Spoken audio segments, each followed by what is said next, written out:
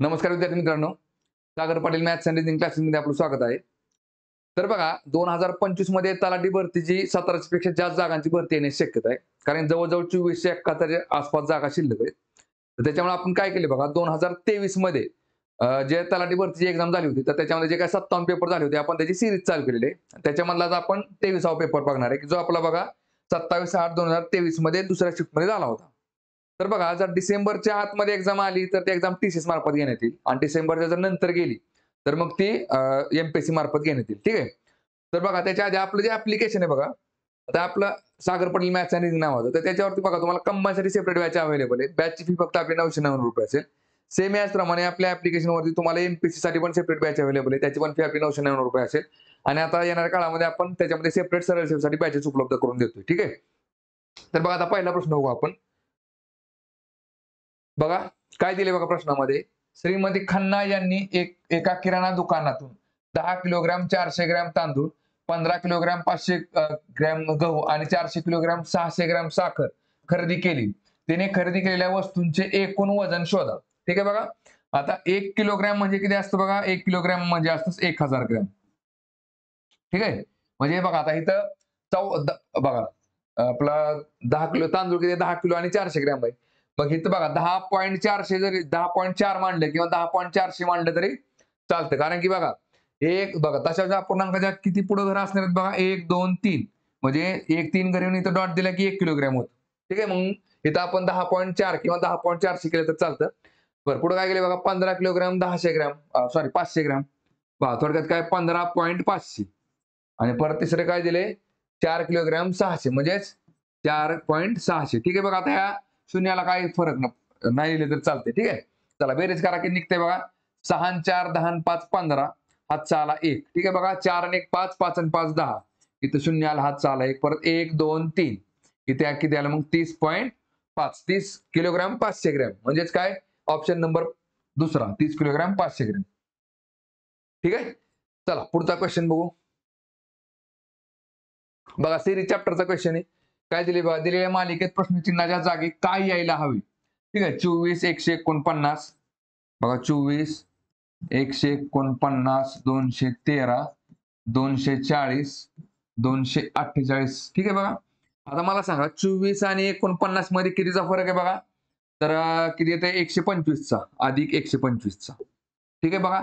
149 आणि 213 मध्ये कितीचा फरक आहे बघा, 50 13 63 आणि 1 64 म्हणजे अधिक 64 चा फरक आहे.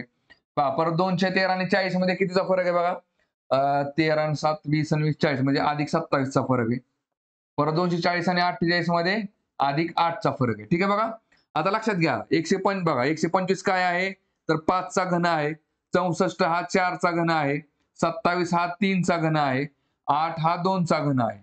म्हणजे बघा इथं आता पुढे जी संख्या येईल त्याच्यामध्ये काय असेल बघा, तर इथं काय असेल बघा 1 चा घन असेल. बरोबर आहे का. मग 1 चा घन किती असतो, तर 1च असतो. मग इथं फक्त अधिक 1 करा. म्हणजे 148 अधिक 1 149 किती नाही सॉरी 248 अधिक 1 249 म्हणजे आपलं उत्तर काय निघेल ऑप्शन नंबर 4. ठीक आहे. चला पुढचा क्वेश्चन बघू आता. बघा सिरीज चॅप्टरचा क्वेश्चन आहे. काय दिले बघा, दिलेली मालिका तर्कदृष्ट्या पूर्ण होण्यासाठी प्रश्नचिन्हाच्या जागी दिलेल्या पर्यायांपैकी कोणता पर्याय आला पाहिजे. पहा चला IHJ बघा काय सेवा EFG HIJ बघा जीच्या पुढे जे कधी असतो HIJ म्हणजे 3 घरं पुढे गेले की. ठीक आहे बघा. परत जे पासून H बघा जे थांबा एक मिनिट तसं नाही दिसत इथं, कारण जेच्या नंतर HIJ जेच्या पाठीमागे H दिसतो. ठीक आहे बघा. मग काय निघते इकडे तुम्हाला IJ इकडे काय निघेल बघा K IJK आणि इकडे काय निघते बघा G नंतर H EFGH G नंतर H आणि इकडं IJ इकडे K निघाला. ठीक आहे बघा. K कुठं कुठे आहे, इथं आहे इथं आहे इथं आहे इथं नाही. ठीक आहे बघा. चला पुढे आता काय दिसतं याच्यामध्ये H बघा H बघा H च्या नंतर इथं G काय असतं H हा GH बघा G च्या नंतर H आला बघा GH. G च्या पाठीमाग काय असेल बघा EFG F असेल बघा. F च्या नंतर इकडे काय आला G आला. बरोबर. FGH एक आड एक संख्या घ्यायच्या F म्हणजे बघा ह्या मधल्या संख्या जर सोडल्या तर इकडे काय F च्या पुढे एक घर G च्या पुढे एक घर H FGH. ठीक आहे. म्हणजे इथं काय निघेल बघा, के नंतर एफ आला, के नंतर एफ फक्त एका ठिकाणी ऑप्शन नंबर 3 मध्ये. 31 कसं आला बघा, जर कसं निघेल बघा, 57 वजा 8 49 बघा, 57 49 42 36. 57 आणि 49 मध्ये बघा वजा 8चा फरक आहे. 49 आणि 42 मध्ये वजा 7चा फरक आहे. 42 आणि 36 मध्ये वजा 6चा फरक आहे.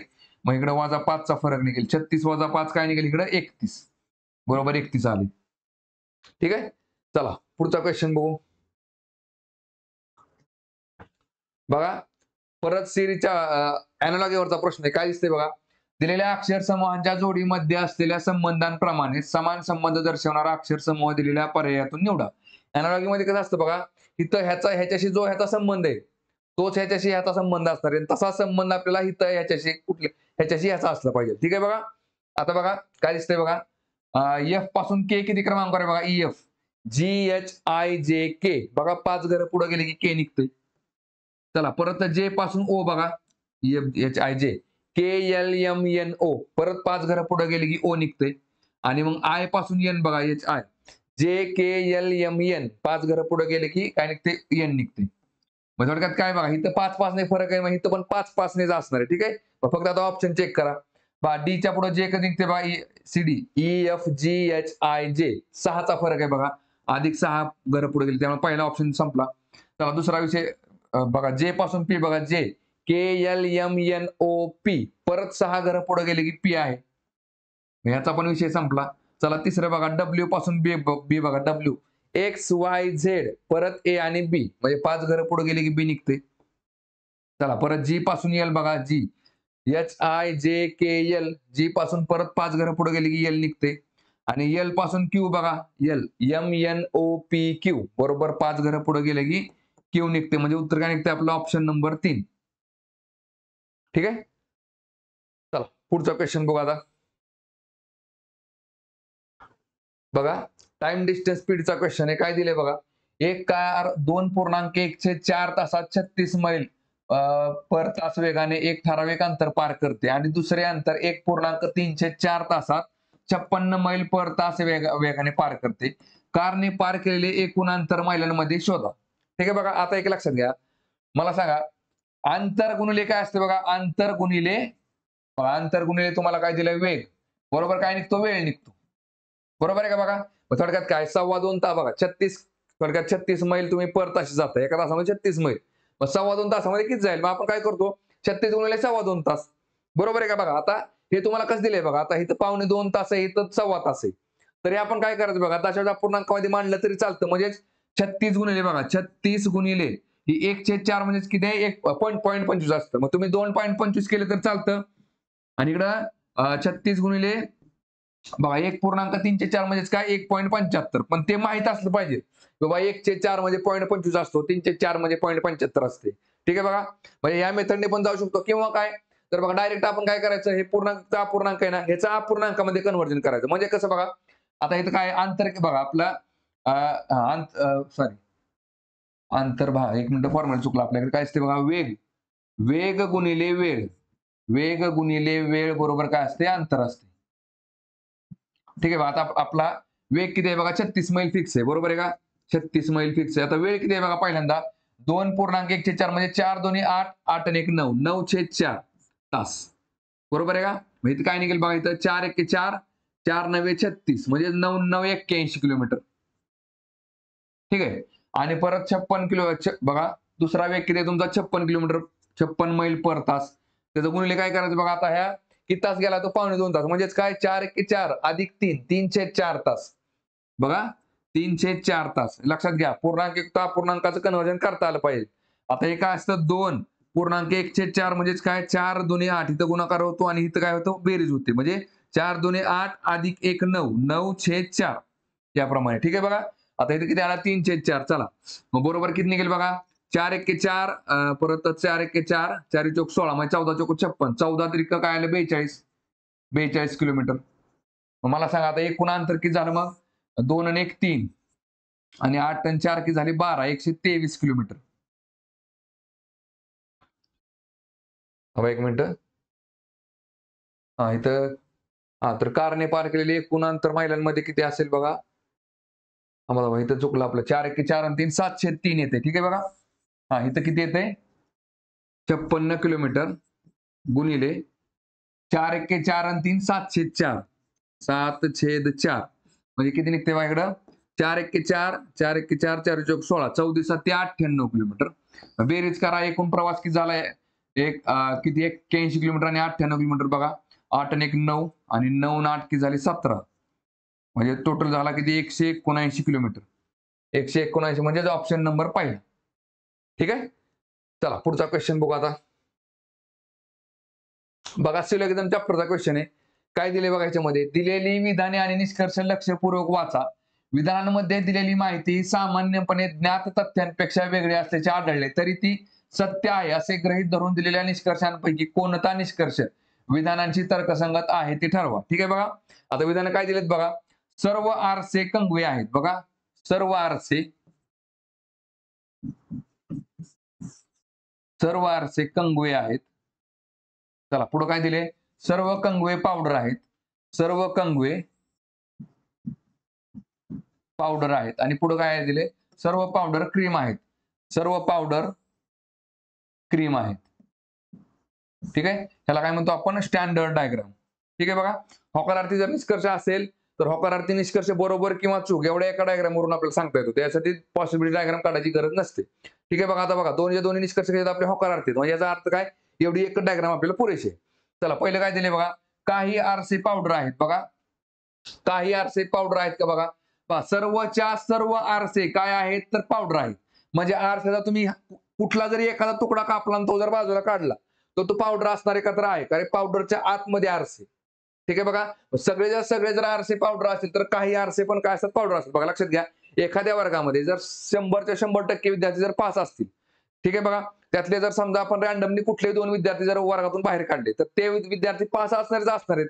त्यामुळे कसं असतं बघा जर सर्व विद्यार्थी पास असतील तर काही विद्यार्थी पास आहेत हा निष्कर्ष बरोबर असतो. त्या लक्षामध्ये याला काय म्हणतो आपण सबाल्टर्न. म्हणजे बघा इथं काही आरसी पावडर आहेत का तर काही आरसी पावडर आहेत. ऑप्शन नंबर पहिलं बरोबर आहे. चला 2 नंबर बघा निष्कर्ष सर्व क्रीम कंगवे आहेत बघा. सर्व क्रीम कंगवे आहेत का तर बघा क्रीमचा हा आतला जो भाग आहे क्रीमच्या पोटामध्ये कोण कंगवे बरोबर आहे का. क्रीमचा फक्त एवढाच भाग जो आहे ना कंगव्याचा तोच फक्त कंगवा आहे बघा. आता क्रीमचा हा जर भाग बघितला आपण तर तो कंगवा आहे का नाही त्याच्यामुळे सर्व क्रीम कंगवे आहेत का नाही सर्व क्रीम कंगवे नाहीत हे काय ते चुकते. निष्कर्ष काय निघेल फक्त निष्कर्ष एक बरोबर आहे बघा. निष्कर्ष एक फक्त निष्कर्ष एक तर्कसंगत आहे म्हणजेच ऑप्शन नंबर 4. ठीक आहे. चला पुढचा क्वेश्चन बघू आता. बघा नफा तोटावरचा क्वेश्चन आहे. काय दिले बघा 6 वस्तूंची मूळ किंमत ही 10 वस्तूंच्या विक्री किमती एवढी आहे. नफा किंवा तोट्याची टक्केवारी शोधा. आता बघा कसं असतं लक्षात घ्या. बघा आता इथं बघा एक वस्तू आपण असं समजू की 1 रुपयाला. ठीक आहे बघा. मला सांगा आता बघा इकडे खरेदी बघा वस्तू आणि खरेदी करू आपण. ठीक आहे बघा वस्तू आणि इकडे खरेदी. आता मला सांगा 6 वस्तू आहेत. 6 वस्तूंची खरेदी झाली आपली 6 रुपये. ठीक आहे बघा. आणि दुसरं काय दिलं 10 वस्तूंची विक्री. आपण काय करू आधी 10 वस्तू बघा कसं असतं एक वस्तू खरेदी केली आणि एक वस्तू विकली म्हणजे खरेदी केलेल्या वस्तूंची संख्या आणि विक्री केलेल्या वस्तूंची संख्या जर सारखी असेल तर आपण नफा किंवा तोटा सांगू शकतो. ठीक आहे बघा. आपण विकलेल्या किंवा खरेदी केलेल्या वस्तूंची संख्या काय असली पाहिजे सारखी असली पाहिजे. बरं चला आता 6 वस्तूंची किंमत जर 6 रुपये असेल खरेदी किंमत तर बघा 10 वस्तूंची खरेदी किंमत किती असेल 10 रुपये असेल. ठीक आहे बघा 10 रुपये झाली. बरं आता इथे काय दिलं त्यांनी 6 वस्तूंची मूळ किंमत म्हणजे खरेदी किंमत 6 वस्तूंची. ठीक आहे. पुढे काय दिलं 10 वस्तूंची विक्री किंमत दिले. ठीक आहे बघा. आता मला सांगा इकडे परत वस्तू लिहा बघा आणि इकडे विक्री करा. आता मला सांगा 10 वस्तूंची विक्री किंमत काय दिली बघा त्यांनी तर 6 वस्तूंची मूळ किंमत ही 10 वस्तूंच्या विक्री किमती एवढी आहे. म्हणजे 6 वस्तूंची बघा 6 वस्तूंची जी खरेदी किंमत आहे ती काय आहे बघा तर 10 वस्तूंच्या विक्री किमती एवढी आहे. म्हणजेच किती रुपयाला 6 रुपयाला विकली वस्तू. बघा लक्षात घ्या 6 रुपयाची जी खरेदी किंमत आहे ती 6 रुपये तीच काय बघा 10 वस्तूंच्या विक्री किमती एवढी. लक्षात आलं बघा. मग थोडक्यात 10 वस्तूंची विक्री किंमत आपली 6 रुपये.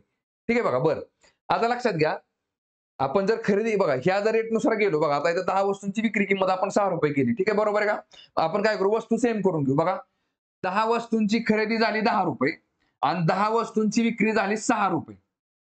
बघा आता वस्तू सेम केल्या आपण 10 रुपयाला खरेदी केली आणि विकली किती रुपयाला बघा 6 रुपयाला म्हणजे काय झालं आपल्याला तोटा झालाय. बरोबर आहे का. आणि बघा कधी पण तोटा हा कशावरती काढला जातो, खरेदी किमतीवर काढला जातो. म्हणजेच काय बघा, खरेदी किंमत, बघा खरेदी किंमत वजा तोटा बरोबर काय असते बघा, विक्री किंमत असते. बघा मला सांगा, आता खरेदी किंमत आपली किती आहे इथं त्यांनी दिलेली. बघा आधी 10 वस्तूंची आपण काढू. 10 वस्तूंची खरेदी किंमत ₹10. 10 वस्तूंची खरेदी किंमत झाली ₹10 आणि त्याच 10 वस्तूंची विक्री किंमत किती आपली ₹6. ₹6. मग मला सांगा तोटा किती असेल, आपल्याला इकडे ₹4 तोटा झाला आणि त्यांनी काय विचारले टक्केवारीमध्ये किती झाला तोटा. कधी पण बघा खरेदी नफा आणि तोटा आपण खरेदी किमतीवर काढतो. मग खरेदी किंमत जर आपली 100% असेल, खरेदी किंमत जर 100% असेल तर तुम्हाला तोटा किती झाला ₹4, तर तो किती टक्के आहे म्हणजे X%. आता थोडक्यात तिरकस गुणाकार केले उत्तर निघून जाते. म्हणजे बघा 10 म्हणजे 100 तर 4 म्हणजे किती आलं 40%. म्हणजे बरोबर आपल्याला तोटा किती झालाय बघा तर 40%. 40% म्हणजेच काय, ऑप्शन नंबर 3 40% तोटा. ठीक आहे. चला पुढचा क्वेश्चन बघू आता. बघा परत तुम्हाला सिलोगिझम चॅप्टरवरचा क्वेश्चन आहे. काय दिले बघा, दिलेलं विधान आणि निष्कर्ष लक्षपूर्वक वाचा. बघा विधानामध्ये दिलेली माहिती सामान्यपणे ज्ञात तथ्यांपेक्षा वेगळी असल्याचे आढळले तरी ती सत्य आहे असे गृहीत धरून दिलेल्या निष्कर्षांपैकी कोणता दिलेल्या विधानांची तर्कसंगत आहे ते ठरवा. पहा विधाने काय दिलेत, सर्व टॉवेल रुमाल आहेत. बघा सर्व टॉवेल हे रुमाल आहेत. चला परत पुढे काय दिले, काही रुमाल कपडे आहेत. काही रुमाल हे कपडे आहेत. बघा रुमालाचा काही रुमाल कपडे आहेत. बरं ह्याला काय म्हणतो आपण, स्टँडर्ड डायग्राम. ठीक आहे बघा, आणि स्टँडर्ड डायग्राम कशासाठी असते बघा, होकारार्थी निष्कर्षाचं उत्तर आपण फक्त एवढ्या एका डायग्राम वरून काढू शकतो. ठीक आहे. बघा आता दोन्ही निष्कर्ष कसे होकारार्थी आहेत. याचा अर्थ आपल्याला दुसरी डायग्राम काढत बसायची गरज नाही. ठीक आहे बघा. चला निष्कर्ष काय दिला पहिला, सर्व टॉवेल कपडे आहेत. बघा सर्व टॉवेल कपडे आहेत का, बघा टॉवेलचा आणि कपड्याचा काय संबंध आहे का नाही. पहिलं काय झालं, चूक झालं. चला दुसरं काय दिले बघा, सर्व कपडे टॉवेल आहेत. बघा सर्व कपडे टॉवेल आहेत का, नाही. सर्व कपडे टॉवेल आहेत का, तर नाही, पण चुकते. काय निघालं बघा, दोन्ही चुकले. ठीक आहे बघा. मग निष्कर्ष बघा एक किंवा निष्कर्ष 2 पैकी एकही तर्कसंगत नाही, म्हणजेच ऑप्शन नंबर 4 येते. ठीक आहे. चला पुढचा क्वेश्चन बघू. बघा टाइम अँड वर्क वरचा क्वेश्चन आहे. काय दिले बघा, पी हा क्यू पेक्षा 30% अधिक कार्यक्षम आहे. बघा त्यांनी मिळून एक काम केल्यास एकट्या पी कडून 23 दिवसात पूर्ण होऊ शकणारे कामासाठी त्यांना किती वेळ लागेल. ठीक आहे बघा. आता बघा पी आणि क्यू मांडायचं, पी आणि क्यू. बघा आता काय दिलंय बघा, जिथं च्या किंवा पेक्षा हे शब्द असतात ना, बघा काय दिले इथं, पी हा क्यू पेक्षा कोणाला दिलाय, क्यूला. म्हणजे काय करायचं बघा, 100 म्हणजे टक्के, 100 ज्यावेळेस आपण टक्केमध्ये मांडतो किंवा कशामध्ये, त्यावेळेस आपण काय करायचं, इथं पेक्षा किंवा च्या आहे ना त्याला 100 पकडायचं. ठीक आहे बघा. इथं क्यूला काय केलं आपण, ₹100 पकडलं. ठीक आहे बघा. पी हा क्यू पेक्षा 30% अधिक कार्यक्षम आहे. बरोबर आहे का बघा. समजा आता क्यूला जर ₹100 मिळत असतील तर पी ला किती मिळतील बघा, तर ह्याच्या 30% जास्त म्हणजे ₹130 झाले. बरोबर आहे का नाही, कारण 100 आपण 30% काढू शकतो.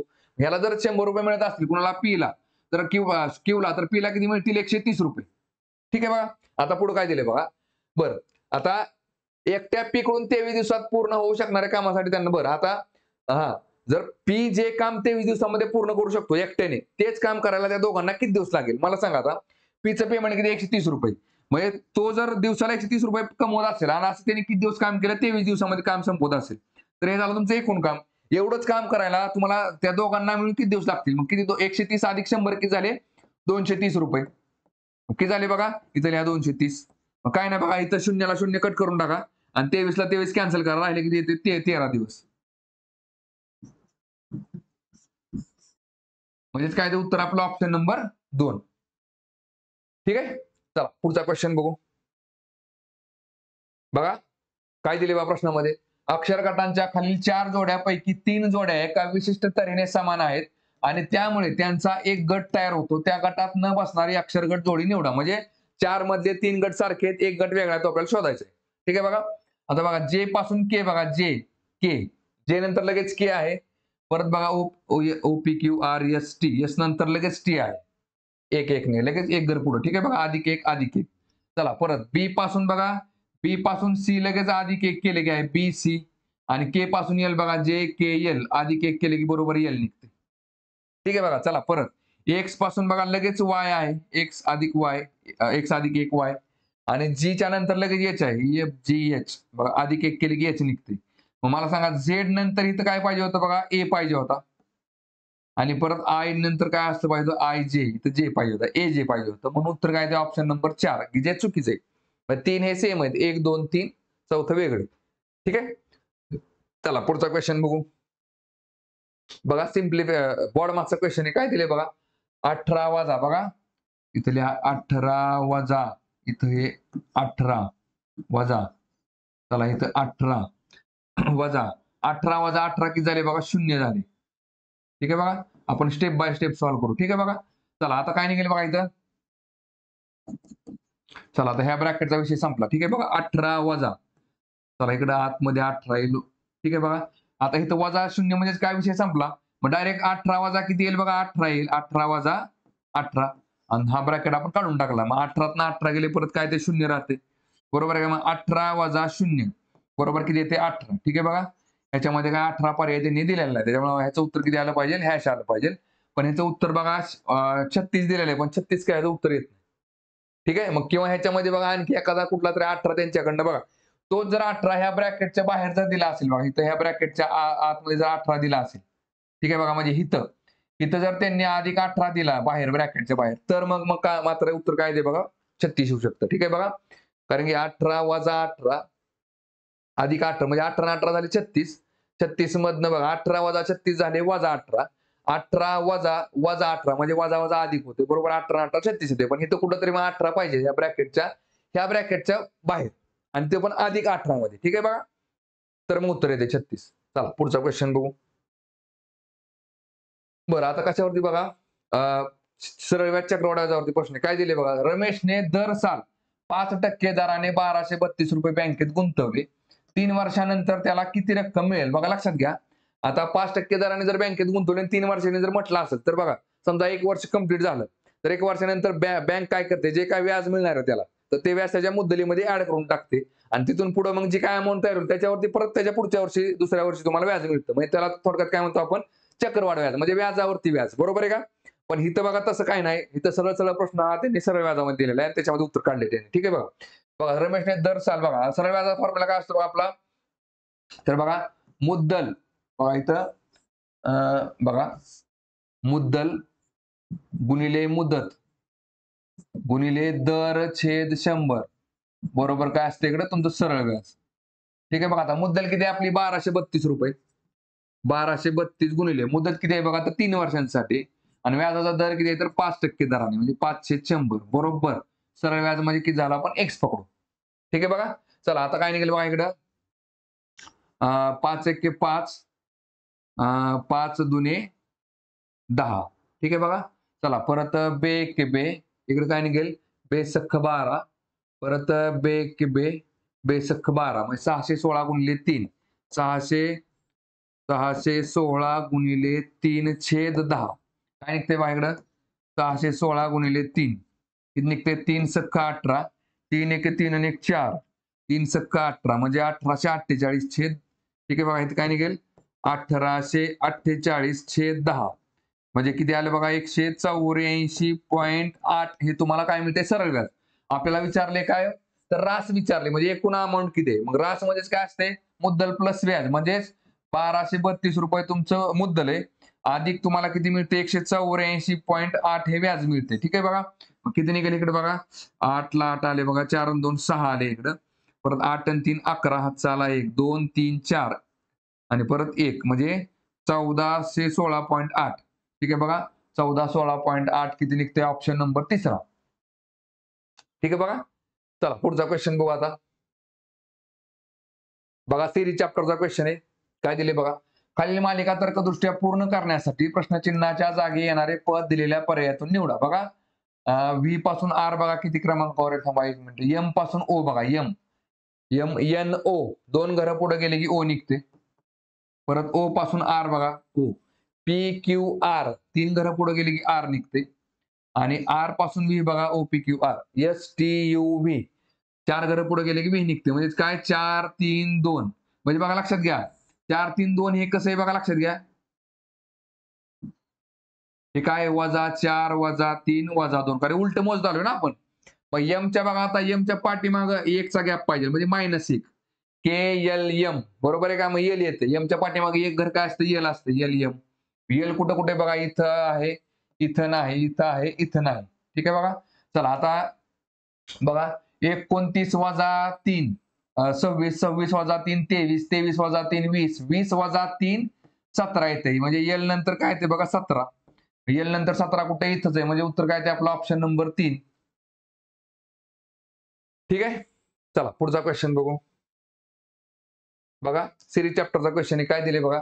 1 5 22 बघा 1 5 22 91 368. ठीक आहे बघा. चला आता इथे काय निघतंय बघा 1 गुणिले 4 अधिक 1 असं केले बघा त्यांनी. 4 अधिक 1 5 बघा. परत 5 चोक 20 अधिक 2 म्हणजे गुणिले 4 अधिक 2. चला परत 22 गुणिले 4 88. 88 अधिक 3 बरोबर 91 बघा. 91 गुणिले 4 म्हणजे किती निघतंय बघा? 9 चौक 36 360 मग 364. 364 अधिक 4 बरोबर झाले 368. मग इथं काय निघेल बघा आता? 368 गुणिले 4 अधिक काय निघेल? 5 निघेल. म्हणजे बघा 368 गुणिले 4 काय निघेल बघा? 4 8 32 4 सक 24 आणि 3 झाले 27. परत 4 त्रिक 12 12 आणि 2 14 म्हणजे 1472 अधिक किती 5 म्हणजे काय निघेल इकडं? 1477. 1477 म्हणजेच काय निघते ऑप्शन नंबर 4. ठीक आहे. चला पुढचा क्वेश्चन बघू. चला कोडिंग डिकोडिंगचा प्रश्न आहे बघा. काय दिले बघा? एका विशिष्ट तर्कानुसार CE4 बघा CE4 हे HJ 16 शी संबंधित आहे. HJ 16 शी संबंधित आहे. त्याच प्रकारे QS6 हे VX36 बघा QS6 हे काय दिले बघा? VX36 शी संबंधित आहे. त्याच तर्काचे अनुसरण केल्यास IK8 बघा IK8 हे खालीलपैकी कशाशी संबंधित आहे? बघा आता C च्या पुढे H बघा ABC DEFGH 5 घर पुढे गेले की H निघतंय. बस E पासून J बघा E FGHIJ परत 5 घर पुढे गेले की काय निघते? J निघते. म्हणजे बघा अल्फाबेट मध्ये तर 5 5चाच गॅप असणार आहे बघा. 4 चा वर्ग 16 6 चा वर्ग 36. ठीक आहे बघा. आता I च्या पुढे 5 घर जावा. I JKLMN काय ते बघा N येते. चला N इथं आहे, इथं नाही, इथं आहे, इथं नाही. ठीक आहे बघा. चला K च्या पुढे 5 घर मोजा. K LMNOP इथं किती आला बघा? P आला. आणि 8 चा वर्ग झाला 64 म्हणजेच काय? NP 64. NP 64 म्हणजेच ऑप्शन नंबर 3. ठीक आहे. चला पुढचा क्वेश्चन बघू. बघा नळ टाकीवरचा प्रश्न आहे. काय दिले बघा याच्यामध्ये? A आणि B या दोन तोट्यांनी एका मोठ्या टँकरला अनुक्रमे 60 मिनिटात आणि 40 मिनिटात भरता येते. ठीक आहे बघा. जर B चा वापर अर्धा वेळ केला आणि A व B यांचा एकत्रित वापर अर्धा वेळ केला तर रिकामा टँकर भरण्यासाठी किती मिनिटे लागतील? ठीक आहे बघा. आता आधी आपल्याला A आणि B च काढून घेऊ आपण बघा. A आणि B ला किती A ला किती वेळ लागतोय बघा? तर 60 मिनिटं वेळ लागतोय आणि B ला लागतोय 40 मिनिटं वेळ. ठीक आहे बघा. आता मला सांगा 60 आणि 40 चा लसावी किती असतो? 6 आणि 4 चा लसावी असतो 12 बरोबर आहे का? 6 दोन्ही 12 4 त्रिक 12 इथे 120 करा फक्त. आता मला सांगा काय निघेल बघा? समजा आता ही झाली आपली 120 म्हणजे काय झाली? एकूण टाकी. एकूण टाकी आपली झाली 120 लिटरची. ठीक आहे बघा. आणि A ला किती वेळ लागतोय? 60 मिनिट वेळ लागतो. आणि B ला लागतो 40 मिनिटं. ठीक आहे बघा. आता मला सांगा 60 मिनिटांमध्ये 120 लिटर जर भरत असेल तर एका मिनिटामध्ये किती टाकी भरली जाईल बघा? तर 6 दुने 12 म्हणजेच 2 लिटर. इथे एका मिनिटामध्ये. ठीक आहे. आणि इथं 120 लिटर भरायला 40 मिनिटं म्हणजे काय? 4 त्रिक 12 म्हणजेच 3 लिटर एका मिनिटामध्ये भरला जाईल. कुणाकडनं? B कडून. ठीक आहे बघा. बरं आता त्यांनी काय म्हटले बघा? निम्मी टाकी म्हटलेलं नाही लक्षात घ्या. म्हणजे निम्मी टाकी B ने भरली आणि निम्मी टाकी A व B दोघांनी मिळणे असं नाही म्हटलेलं त्यांनी. त्यांनी काय म्हटले? जेवढा वेळ लागला टाकी भरायला त्यातला निम्मा वेळ हा एकट्या B ने घेतला आणि उरलेला निम्मा वेळ हा A आणि B ने घेतला. ठीक आहे बघा. म्हणजे आता इथे काय करावं लागेल बघा आपल्याला? A प्लस B या दोघांनी निम्मा वेळ घेतलाय आणि निम्मा वेळ कोणी घेतला? B ने घेतलाय. मग मला सांगा A आणि B एका मिनिटामध्ये किती पाणी भरतील? 3 आणि 2 5 लिटर भरतील. बरोबर आहे का? 5 लिटर भरलं जाईल. ठीक आहे. आणि सेपरेट B जो आहे बघा B हा एका मिनिटामध्ये किती भरेल बघा? B हा एका मिनिटामध्ये किती भरेल? तर किती भरतोय 3 लिटर आणि हा भरतोय, हे दोघं मिळून भरतात 5 लिटर. ठीक आहे बघा. आता बघा मला सांगा, जर आपण बघा आता निम्मा वेळ ह्याच्याकडे, निम्मा वेळ ह्याच्याकडे, बरोबर आहे की नाही? म्हणजे दोघं पण काय, समजा 10 मिनिटं जर ह्याने जर बीने एकट्याने 10 मिनिटं टाकी चालवले भरले असेल, तर ए आणि बीने मिळून पण 10 मिनिटं भरले असेल, असं त्याचा अर्थ आहे. दोघांनी समान वेळ घेतला. मला सांगा आता 5 आणि 3 किती झाले बघा, 8 लिटर झाले. बरोबर आहे का? 8 लिटर. ठीक आहे बघा. आता हे बघा, हे 8 लिटर जर बघा 8 लिटर भरायला तुम्हाला किती वेळ लागतोय? तर 2 मिनिटं वेळ लागतो. का? कारण ए प्लस बी सेपरेट भरतात निम्मी टाकी, निम्मा वेळ घेतायत. म्हणजे 5 लिटर भरतात आणि सेपरेट बी हा 3 लिटर भरतोय. वेगवेगळं, बरोबर आहे का? म्हणजे बघा, ह्यांनी 1 मिनिटं भरली तर 5 लिटर भरेल आणि परत ह्यांनी पण 1 मिनिटं भरलं तर 3 लिटर भरेल. थोडक्यात काय 2 मिनिटांमध्ये 8 लिटर भरलं जातं. येते लक्षामध्ये बघा. मग मला सांगा, ह्याचा ॲव्हरेज जरी काढलं तर चालतं किंवा डायरेक्ट काय बघा, टाकी आपली 120 लिटरची आहे. मग 120 लिटरची टाकी जर भरायची म्हणलं आपण, तर इथं काय निघेल बघा, 5 आणि 3 8 आहे की नाही? 8 लिटरने किती वेळ लागतोय बघा? 8 लिटरने वेळ लागतो बघा 15 28 म्हणजे 15 मिनिटं. बरोबर आहे का नाही? बरं, आता हे 15 मिनिटं कशी आहेत बघा, ह्या बीला पण लागणारे 15 मिनिटं आहेत आणि ए बीला मिळून लागणारे 15 मिनिटं. म्हणजे काय इकडं बघा, लक्षात घ्या. ह्याला पण 15 मिनिटं वेळ लागला आणि ह्याला पण 15 मिनिटं वेळ लागेल. म्हणजे बघा 15 5 75, जर विचार केला आपण 15 हा 75 लिटर भरेल आणि हा किती भरेल? 15 त्रिक 45. बघा मग 75 45 बरोबर झाले 120 लिटर, बरोबर आहे का? आणि दोघांनी पण 15-15 मिनिटं वेळ घेतला. एकट्या बीने आणि परत ए आणि बीने मिळून, दोघांनी मिळून. विचारलं काय, तर त्या रिकामा टँकर भरण्यासाठी किती मिनिटे लागतील? मला सांगा आता, रिकामा टँकर भरायला किती वेळ लागेल? हा 15 मिनिटं वेळ गेला आणि हा 15 मिनिटं वेळ गेली. म्हणजे जवळ-जवळ 30 मिनिटं वेळ लागेल. Option number 4. ठीक आहे. चला पुढचा क्वेश्चन बघू. बघा, सिरीज चॅप्टरचा क्वेश्चन आहे. काय दिले बघा याच्यामध्ये, खालील मालिका तर्कदृष्ट्या पूर्ण करण्यासाठी प्रश्नचिन्हाच्या जागी येणारे पद दिलेल्या पर्यायातून निवडा. बघा आता इथं बघा, एफच्या नंतर एच किती क्रमांकावर आहे बघा, एफ जी एच, 2 घरं पुढे गेली की एच निघते. परत एचच्या पुढे जे बघा, एच आय जे, परत 2 घरं पुढे गेली की एच निघते, जे निघते बघा. जेच्या पुढे बघा, जे के एल, बरोबर 2 घरं पुढे गेली एल निघते. एलच्या पुढे 2 घरं गेली की एल एम एन, काय निघणार आहे बघा, एन निघणार आहे. एन म्हणजे इथं आहे, इथं नाही, इथं नाही, इथं आहे. ठीक आहे बघा. चला आता एनच्या पुढे काय निघेल बघा, 2 नंबरचा अल्फाबेट बघा, डायरेक्ट 3 नंबर बघा. 3 आणि 3 6 आणि 3 9 आणि 3 12 आणि 3 15 असेल, म्हणजे इथं 15 निघेल, एन 15. इथं एन 15 आहे, इथं एन 21 आहे, म्हणजे ऑप्शन नंबर पहिला निघून जाईल. ठीक आहे. चला पुढचा क्वेश्चन बघू. बघा आता इथं क्वाड्रॅटिक इक्वेशनचा प्रश्न आहे बघा. काय दिसतंय तुम्हाला इकडं, 0.72 गुणिले 0.72 गुणिले 0.72. बघा आता समजा ए जर आपण पकडला 0.72 आणि बी जर पकडला आपण 0.39, तर फॉर्म्युला काय निघेल बघा याच्यामध्ये. पहिल्यांदा काय निघते, ए क्यूब. ए क्यूब मायनस काय निघेल इकडे, बी क्यूब. ठीक आहे बघा, छेद. इकडे काय निघते बघा तुम्हाला, बघा इथं ह्याचा गुणाकार आहे, इथं ह्याचा गुणाकार आहे, इकडे परत ह्याचा गुणाकार आहे. म्हणजेच काय, 0.72 चा वर्ग निघतो, बरोबर. थोडक्यात काय, ए चा वर्ग परत अधिक, बघा थोडक्यात काय, हे ए आहे आणि हे बी आहे, ए इंटू बी, म्हणजे काय झालं बघा, अधिक ए बी आणि प्लस 0.41 गुणिले 0.41 म्हणजेच काय, बी चा वर्ग. ठीक आहे बघा, हे दिसतंय तुम्हाला. बघा आता लक्षात घ्या कसं असतं इथं. बघा इथं काय निघते तुम्हाला, हा ए क्यूब मायनस बी क्यूब. बरं आता ए क्यूब मायनस बी क्यूब म्हणजे काय असतं लक्षात घ्या. बघा ए क्यूब मायनस बी क्यूब म्हणजे काय, ए मायनस बी आणि ब्रॅकेटमध्ये काय पुढे काय असतं बघा, A square plus A B plus B square. येते लक्षामध्ये बघा.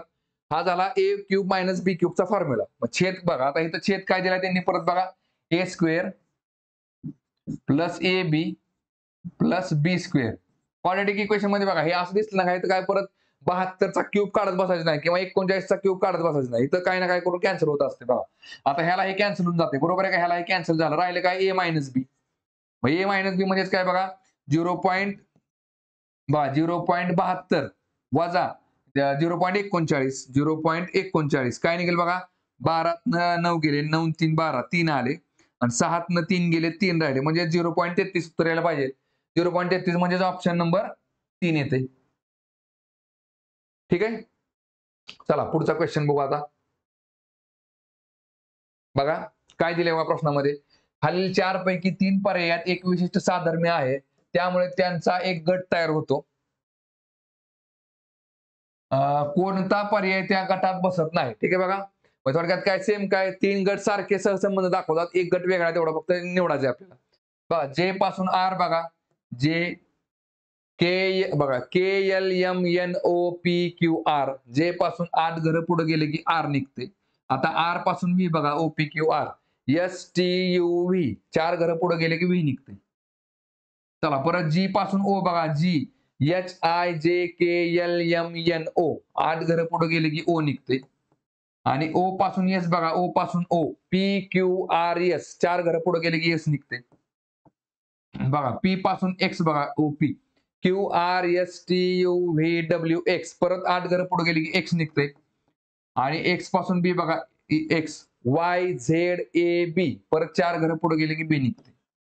चला आता टी पासून बी बघा ST UVWXYZAB परत 8 घरं पुढे गेली की बी निघते.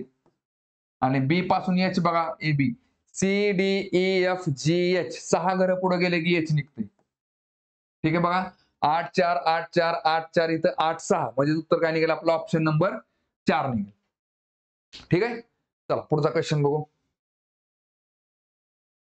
बघा चक्रवाढ सरळ व्याजावरचा प्रश्न आहे. काय दिसतंय बघा त्रैमासिक गणनेनुसार वार्षिक 40% दराने 40,000 रुपये रकमेवर 1 वर्षात कमावलेले चक्रवाढ व्याज किती येईल? बघा आता बघा वार्षिक दर तुमचा 40%, पण तुम्ही व्याज किती दिवसाला गोळा करताय तर 3 महिन्याला गोळा करताय. बरोबर आहे का नाही?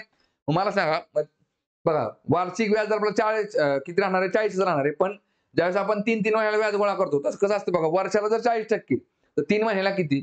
मग बघा 3 महिन्याचे किती कप्पे होतात एका वर्षामध्ये 3 3 2 6 3 3 9 3 12. बरोबर आहे की नाही? म्हणजे 3 महिन्याचे 4 कप्पे होतात.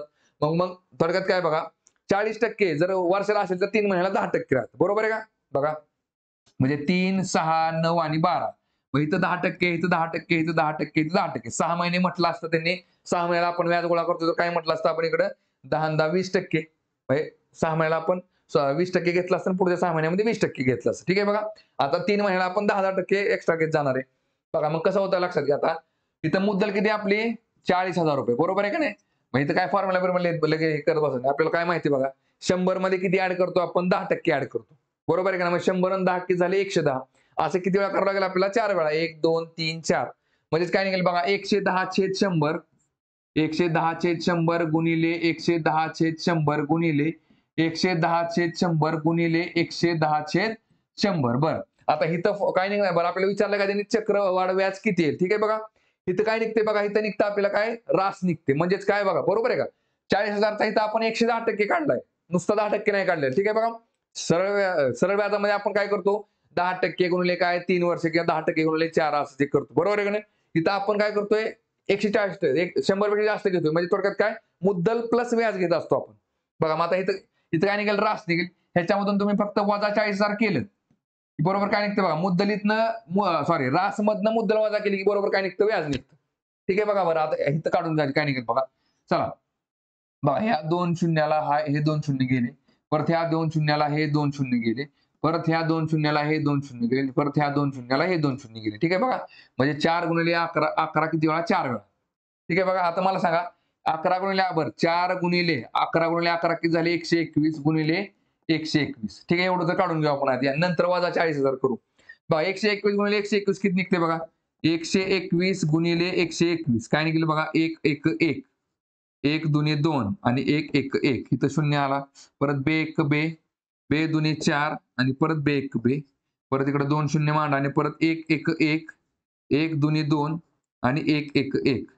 ठीक आहे बघा चला इथं 1 आला परत इकडे 2 आणि 2 4 आले परत 4 5 6 आले इथं परत 2 आणि 2 4 आले इकडे 1 ला आला.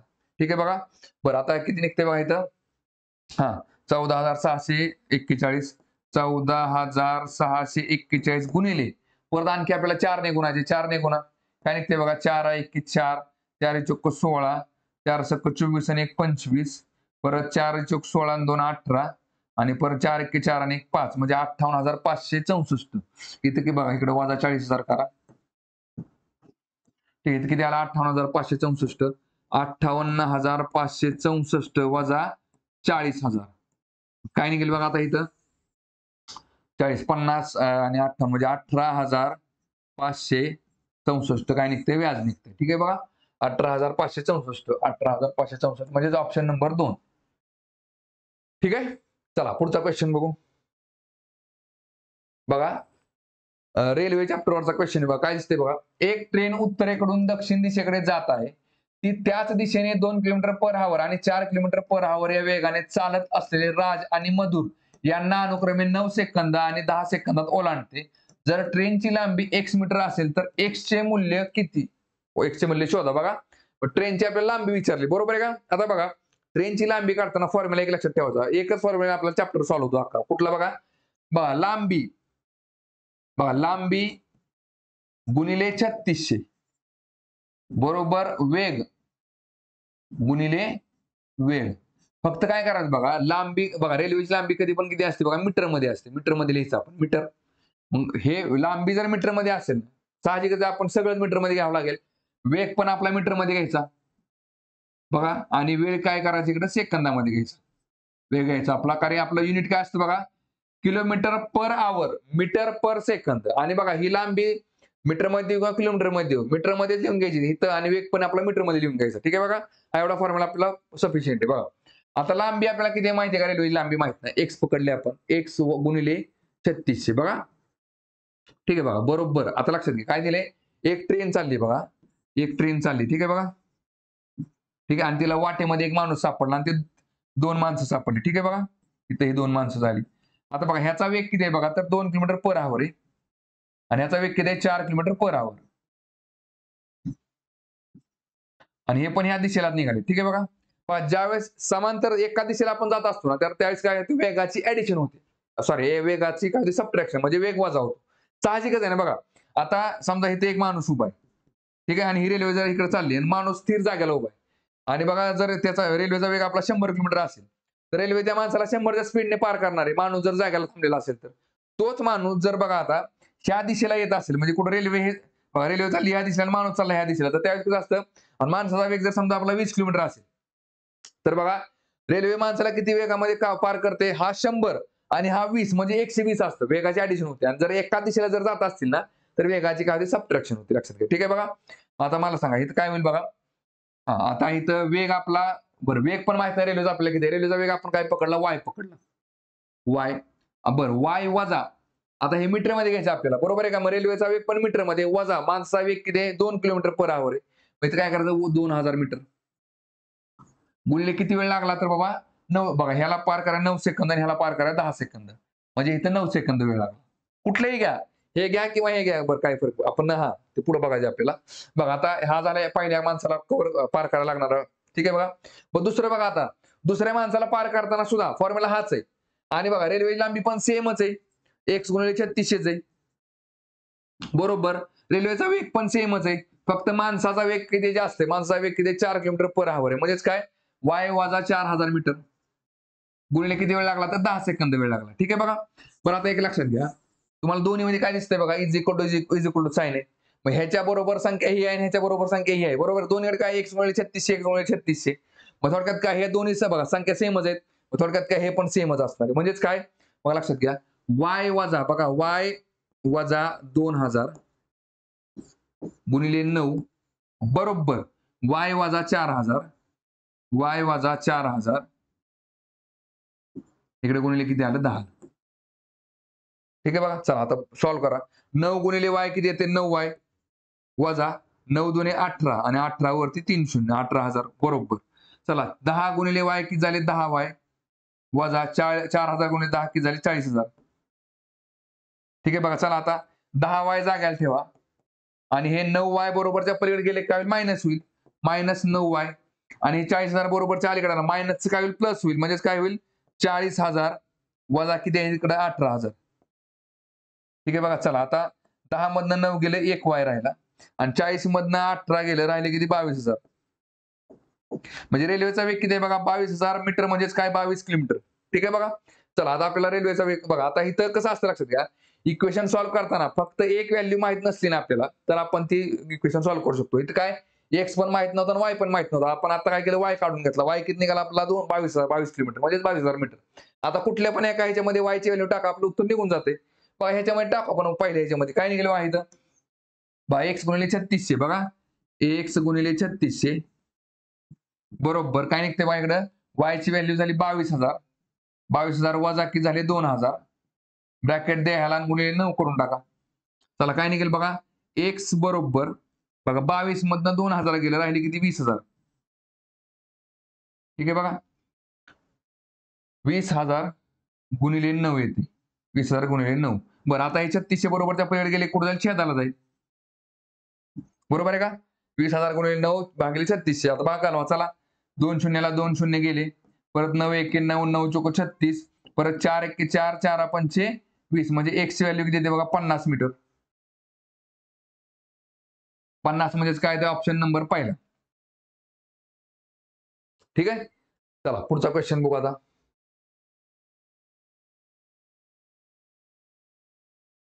रेल्वे लांबी किती येते 50 मीटर. चला बॉड मासवरचा क्वेश्चन आहे काय दिले बघा जर प्लस आणि वजा यांच्या आदला बदल केली आणि गुणिले आणि भागिले यांच्या आदला बदल केली तर खालील समीकरणात प्रश्नचिन्हाच्या जागी काय येईल. चला अधिक आणि वजाच्या आदला बदल आणि गुणाकार आणि भागाकाराच्या आदला बदल करायची बघा 14 गुणिले किती येणार 12 कारण भागाकाराच्या जागेला गुणाकार केला अधिकच्या जागेला वजा वजाच्या जागेला अधिक गुणाकाराच्या जागेला भागाकार. बघा इथं किती आलं परत अधिकच्या जागेला वजा 103 अधिक 841 परत भागिले 29.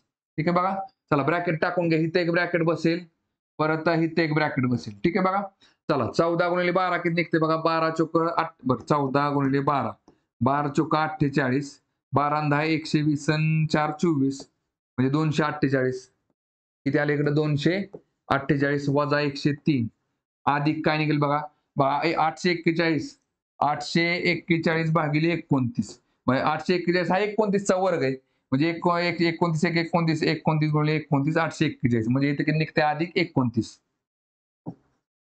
ठीक आहे बघा चला आता पुढे काय निघेल बघा 248 वजा 103 काय निघेल बघा किंवा आधी बेरीज करून घ्या 248 अधिकच्या 248 अधिक 29 काय निघेल बघा 9 8 17 हातचा आला 1 4 2 6 1 7 आणि इकडे 2 2 म्हणजे 277 बघा 277 वजा 103 बरोबर काय निघेल 7 3 गेले 4 राहिले परत 7 0 गेले 7 राहिले आणि 2 1 गेले 1 म्हणजे 174 उत्तर येते. एक मिनिट काय चुकलं का आपल्या इथं 14 गुणिले 12 एक मिनिट इथं काय तर चुकले 14 गुणिले 12 12 चुक 48 12 1 12 आणि 4 16 168 येते. ठीक आहे बघा इथं एक मिनिट 168 येते इथं 168. ठीक आहे बघा 168 अधिक 29 करा 168 अधिक 29 काय निघतं इकडं 9 8 17 हातचा आला 1 6 2 8 आणि 1 9 आणि हा 197. ठीक आहे बघा 197 वजा 103 मग काय निघेल बघा इकडं 7 3 गेले 4 राहिले 9 0 गेले 9 1 1 गेला 0 म्हणजे 94 उत्तर येते. 94 म्हणजेच काय येते ऑप्शन नंबर 4 22 4. ठीक आहे चला पुढचा क्वेश्चन बघू आता. बघा टाइम डिस्टन्स स्पीडचा क्वेश्चन आहे काय दिले बघा याच्यामध्ये ए आणि बी या दोन स्थानकांमधील अंतर 778 किलोमीटर पर आहे. मोहन ए ते बी पर्यंतचा प्रवास 84 किलोमीटर पर हावर या वेगाने पार करतो आणि 56 किलोमीटर पर हावरच्या एक समान वेगाने वर परततो. संपूर्ण प्रवासादरम्यानचा त्याचा सरासरी वेग शोधा. बघा आता एकूण अंतर किती आहे बघा आपलं 778 आहे. ठीक आहे बघा जाताना तो जातो कितीने बघा हे 778 किलोमीटर अंतर आहे जाताना तो 84 किलोमीटरने आणि तेच 778 किलोमीटर अंतर तो येताना कितीने पार करतो तर 56 किलोमीटर पर आवर. ठीक आहे बघा लक्षात घ्या जर अंतर जर सेमच असेल बघा जाताना बघा जाताना आणि परत तेच अंतर येताना तिने पूर्ण केलेले बरोबर आहे की नाही फक्त जातानाचा वेगवेगळा आहे येतानाचा वेगवेगळा आहे. अंतर जर सेम असेल तर बघा लक्षात घ्या इथं तुमचं अंतर 778 असू द्या 100 असू द्या 200 असू द्या 500 असू द्या किती असू द्या तर बघा तुमचा सरासरी वेग हा सेमच निघतो. लक्षात घ्या मग तिथं आपल्याला हे करत बसची गरज नाही 778 किलोमीटर अंतर पूर्ण करायला 84 किलोमीटर किती वेळ लागला किंवा परत ते 778 किलोमीटर अंतर पूर्ण करायला 56 किलोमीटर किती वेळ लागला बरोबर आहे का परत 778 आणि 778 अधिक करून हे टोटल अंतर पूर्ण करायला किती वेळ म्हणजे दोन म्हणून किती वेळ लागला हे काय करत बसची गरज आहे. डायरेक्ट काय ह्या वेगाला आपण ए पकडलं त्याला आपण बी पकडलं बरोबर आहे का काय करायचं बघा फॉर्म्युला काय असतो आपला 2ab divided by A plus B. ठीक आहे बाई इज इक्वल टू काय निघेल 2 गुणिले 84 गुणिले 56 छेद 84 अधिक 56. ठीक आहे बघा, 84 अधिक 56. काय निघेल बघा इकडं, 2 गुणिले 84 गुणिले 56 छेद 6 4 10, 7 6 1, 8 1 9 9 5 14 म्हणजे 140. ठीक आहे, आता भाग घालवा. काय निघेल बघा, चला बे एक बे बे 7 14, परत 7 1 7, 7 8 56. ठीक आहे बघा, 84 गुणिले 8 भागिले 10 करा. 84 गुणिले 8 किती निघेल बघा, 84 गुणिले 8 जर केला आपण, 8 चोक 32, 8 8 64, 5 6 67 म्हणजे 672. मग काय निघेल बघा इकडे, 672 छेद 10 म्हणजे बरोबर काय निघेल, 67.2, 67.2 किलोमीटर पर आवर, म्हणजे ऑप्शन नंबर पहिला. ठीक आहे, चला पुढचा क्वेश्चन बघू. बघा, सिरीज चॅप्टरचा क्वेश्चन आहे. काय दिले बघा याच्यामध्ये, अक्षर संख्या चिन्हे असलेल्या खालील मालिकेच्या संदर्भ घ्या आणि प्रभाचे उत्तर द्या. मोजणी ही केवळ डावीकडून उजवीकडे करावयाची आहे. बघा येथे अशी किती चिन्हे आहेत, अशी किती चिन्हे आहेत ज्याच्या ताबडतोब आधी एक संख्या आणि ताबडतोब नंतर एक अक्षर देखील आहे, ठीक आहे बघा. मग थोडक्यात काय, संख्या चिन्ह अक्षर असं किती वेळा आलं तेवढं चेक करायचं आपल्याला. बघा, संख्या चिन्ह अक्षर, बघा संख्या चिन्ह आणि अक्षर. ठीक आहे बघा, बघा संख्या चिन्ह आणि अक्षर पहिल्यांदा झालं, परत संख्या चिन्ह आणि अक्षर 2 वेळा, एक स्टार पी, बरोबर आहे का, 2 वेळा निघते, म्हणजे ऑप्शन नंबर 2 निघते. ठीक आहे, चला पुढचा क्वेश्चन बघू. बघा, प्रॉफिट लॉस चॅप्टरचा क्वेश्चन काय दिले बघा, एका व्यापाऱ्याने वस्तूची किंमत त्याच्या मूळ किमतीच्या 1.25 पटीने चिन्हांकित केली. चिन्हांकित म्हणजे काय, छापील किंमत. ठीक आहे बघा, मूळ किंमत समजा 5. बघा आता इथे काय दिले बघा, इकडे काय मूळ किंमत म्हणजे काय, खरेदी किंमत, आणि इकडे बरोबर काय दिसते तुम्हाला, छापील किंमत. मूळ किंमत म्हणजे काय, छापील किंमत. बघा मूळ, बघा आता कधी पण बघा चा दिले ना, चा ज्याला दिलाय ना ती काय असते, छेदाची संख्या असते. म्हणजे थोडक्यात काय, मूळ किंमत किती झाली आपली, 5 झाली. मूळ किंमत खरेदी किंमत किती झाली आपली, 5 झाली. आणि बघा आता हे पूर्णांक युक्त अपूर्णांकाचा आपण अपूर्णांक म्हणजे कन्वर्जन केलं तर काय निघतं बघा इकडं, 1.2/5 म्हणजेच काय असतं इकडं, 5 1 5 आणि अधिक 2 7, म्हणजे इथं गुणाकार असतो आणि इथं बेरीज असते, म्हणजे 5 1 5 अधिक 2 7 म्हणजे 7/5 येते इकडे. ठीक आहे बघा, मग आपलं बघा थोडक्यात काय, मूळ किंमत झाली 5 आणि छापील किंमत किती झाली, 7. छापील किंमत झाली आपली किती, 7. ठीक आहे बघा, चिन्हांकित केली आणि त्याने ती छापील किंमतीच्या 1720% दराने विकली. त्या वस्तूवरील त्याची नफ्याची टक्केवारी किती आहे. ठीक आहे बघा, मग थोडक्यात कसं बघा, खरेदी किंमत प्लस नफा बरोबर विक्री किंमत, आणि छापील किंमत वजा सूट बरोबर काय असते, विक्री किंमत असते. ठीक आहे बघा, आता इथे बघा नफा किती झाला ते आपल्याला माहिती नाही.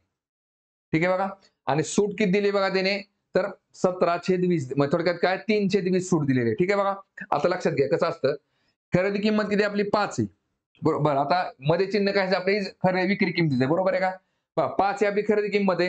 हे बघा, मग आता खरेदी किंमतीवरची आपण बघा किती टक्के नफ्याने वस्तू विकली ते काढावं लागेल आपल्याला. म्हणजे थोडक्यात काय, 5 गुणिले 1/100. बघा आता बघा 5 गुणिले 1 बरं, आता इथं खरे बरं, इथं एक्स म्हणजे काय, नफा पकडू नका, लक्षात घ्या.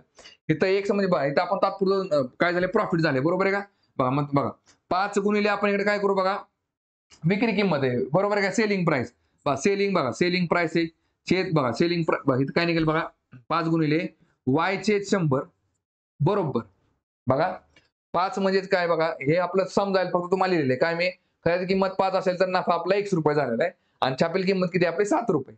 आणि कधी पण नफा हा खरेदी किमतीवर काढला जातो आणि सूट ही छापील किमतीवर दिली जाते, बरोबर आहे का. बघा मग इकडे काय मध्ये फक्त काय इज इक्वल टू साइन आहे. मग 5 रुपये जर खरेदी किंमत असेल तर त्याची विक्री किंमत किती आपली, तर y चे 100, 5च्या किती जर टक्के असेल, बरोबर. आपली छापील किंमत किती आहे बघा, 7 आहे, आणि त्याची विक्री किंमत किती आहे बघा, तर छापील किंमत 1720% दराने विकली, म्हणजे 3 बघा बरोबर आहे. ह्याची विक्री किंमत किती आहे बघा, तर 1720 17/20 दराने. ठीक आहे बघा, बरं आता काय निघेल बघा इथं, तर त्या वस्तूला त्या नफ्याची टक्केवारी किती असेल बघा. मग काय निघेल इकडं, चला 5 हे y जागायला ठेवा, बरं इज इक्वल टू बघा इकडे काय निघेल, हे जागायला ठेवा, पण इकडे काय निघेल बघा, पुढचं 7 गुणिले 17 आय आणि परत छेद काय निघेल इकडे 20 आहे असं ठेवा. आणि हे 5/100 आहे ना, ते बरोबर पलीकडे टाक. काय उलट होईल. 100 छेद काय होईल 5 होईल. 100/5 आणि आता भाग घालवा. बघा शून्याला शून्य गेले. बघा 5 एके 5, 5 दुने 10, परत 2 ला 2 कॅन्सल. 17 17 किती झाले बघा 19 असे. म्हणजे 119 झाले. बरोबर आहे का नाही? बघा. मग थोडक्यात काय बघा, आता विक्री किंमत किती आपली बघा 119%. कशाच्या तर छापेल किमतीच्या. बरोबर आहे का बघा? मग काय निघेल इकडे बघा, आता खरेदी किंमत कधी पण आपली किती असते 100%. आणि विकली किती आपण 119 रुपयाला, म्हणजेच काय 19% नफा झाला आपल्याला. म्हणजेच ऑप्शन नंबर 4 19% नफ्याने विकली. ठीक आहे. तर बघा थांबू आता आपण या ठिकाणी.